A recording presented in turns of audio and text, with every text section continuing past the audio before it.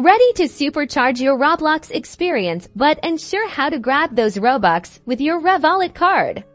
Don't worry, we've got you covered in this quick guide.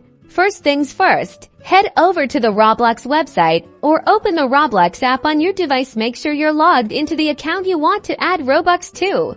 Now navigate to the Robux section. You'll usually find this icon at the top right of the screen or within the in-game menu. Click on it and you'll see various Robux packages available for purchase. Choose the Robux package that suits your needs and your budget. Next, you'll be presented with different payment options. Select the credit card option. This is where your Revolut card comes in.